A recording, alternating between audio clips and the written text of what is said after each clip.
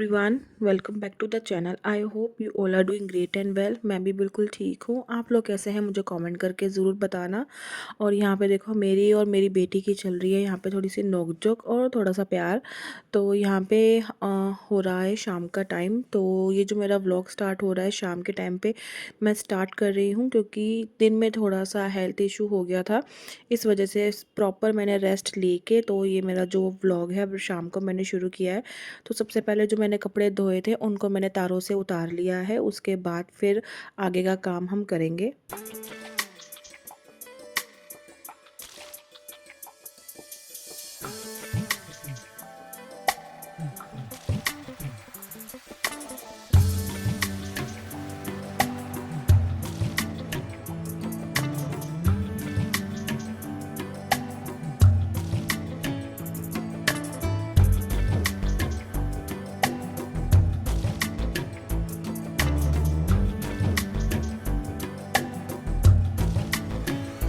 और जब भी मैं कपड़े वॉश करती हूँ ना, और रस्सियों पे मतलब कपड़े मैं सुखाने के लिए रखती हूँ, तो 2-3 दिन जब भी इनको टाइम लगता है ना कपड़ों को सूखने के लिए, और तब तक यहाँ पे मेरी सफाई हो ही नहीं पाती है। और आप देख सकते हो कितना क्लटर हो रखा था यहाँ पर, और ना मशीन को मैंने अच्छे से सेट किया, ना सामान रखा। वो चेयर भी सारे जो मैंने मैट्स धोए थे वो सूख चुके हैं प्रॉपर तरीके से, तो उनको ये है कि अब मैं फ्लोर पे अच्छे से बिछा सकती हूँ। और ये था कि जब कपड़े जब उतरते हैं उसके बाद ही यहाँ का जो है काम मैं कर पाती हूँ।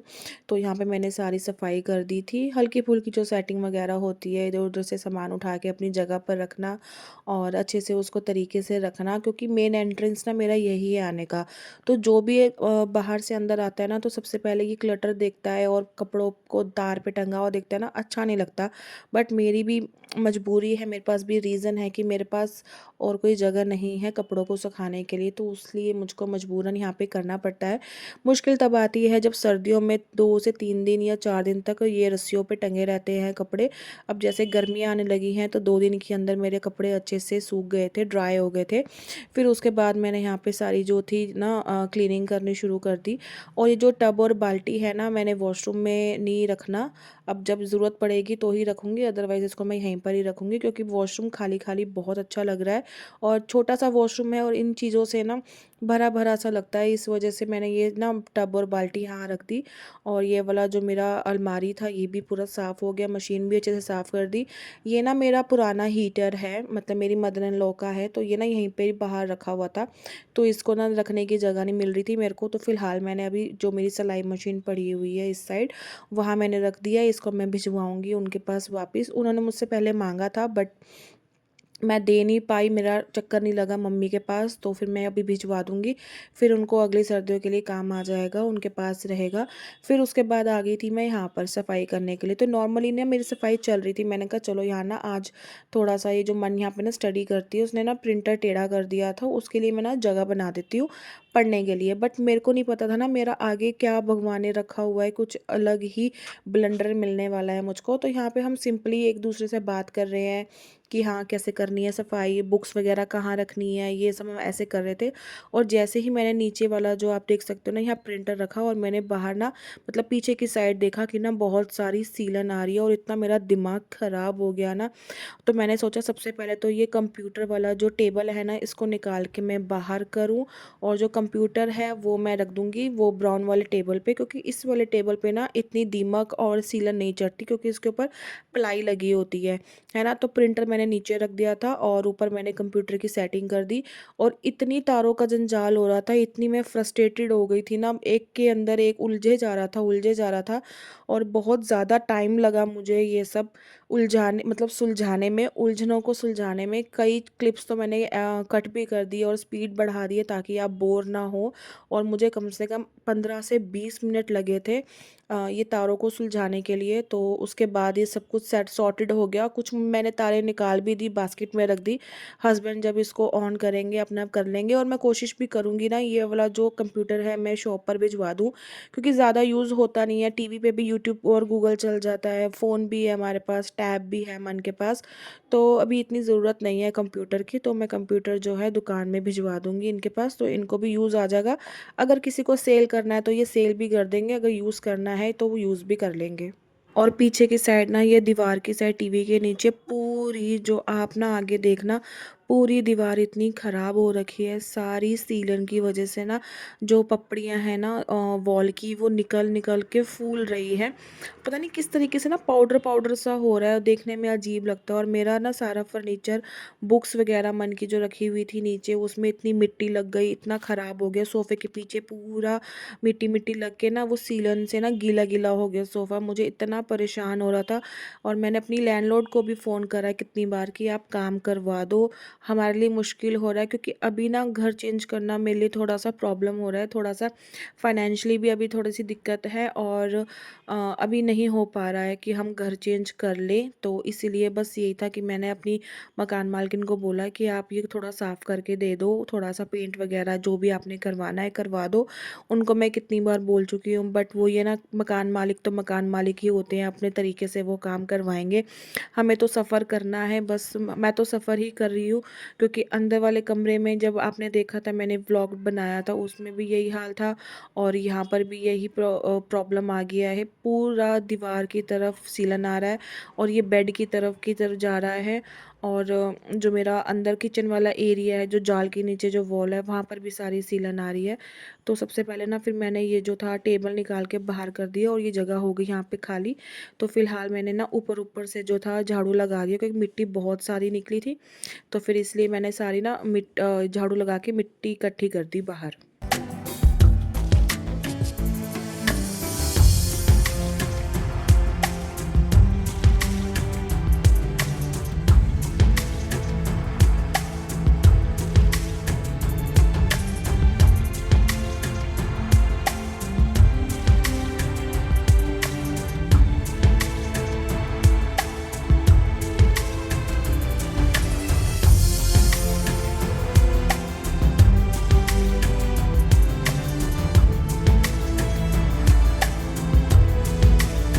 और यहाँ पे ना छोटा बेबी भी उठ के आ गया था, वो सो रही थी अंदर। और जैसे कि आपने देखा कि मन ट्यूशन जा चुकी है।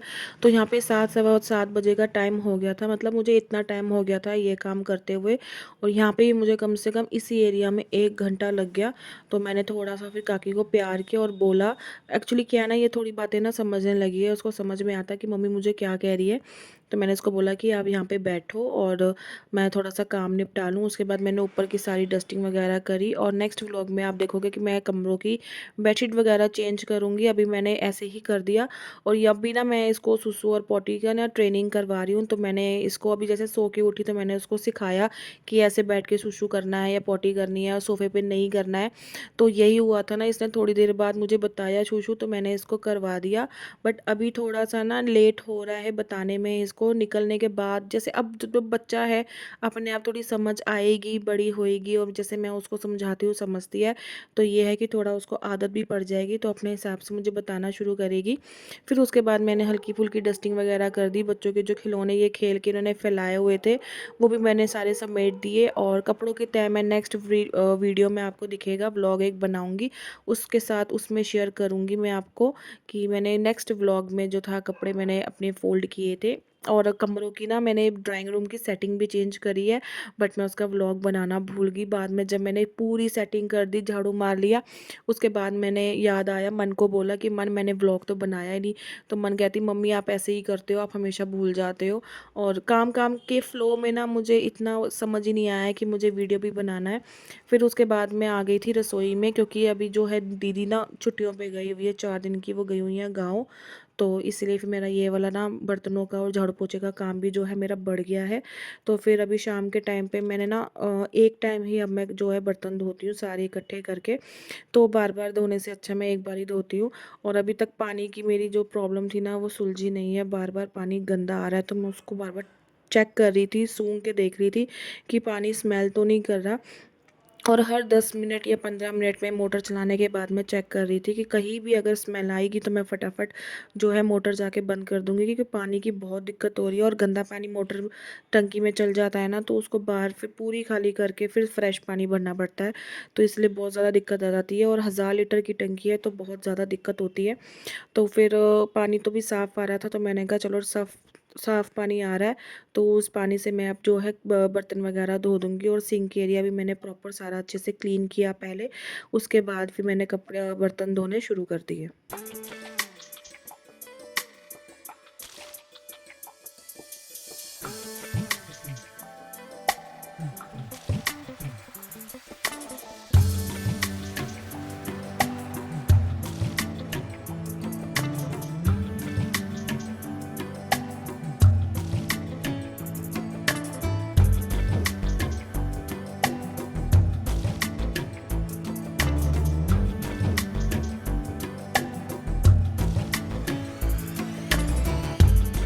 पे मेरे बर्तन तो धुल ही रहे हैं, और आपको मैं थैंक यू बोलना चाहती हूँ कि आप मेरे व्लॉग्स को पसंद कर रहे हो, मेरे शॉर्ट वीडियो को पसंद कर रहे हो और अच्छे व्यूज़ आ रहे हैं, उसके लिए thank you so much. But आप ऐसे ही मुझे सपोर्ट करते रहना, मेरे चैनल को सब्सक्राइब करना, मेरे वीडियो को शेयर करो अपने फ्रेंड्स और फैमिली के साथ, ताकि वो भी मुझे सब्सक्राइब करें, सपोर्ट करें, और वो भी मेरा जो डेली रूटीन है, जो भी मैं आपके साथ शेयर करती हूँ, वो एन्जॉय करें।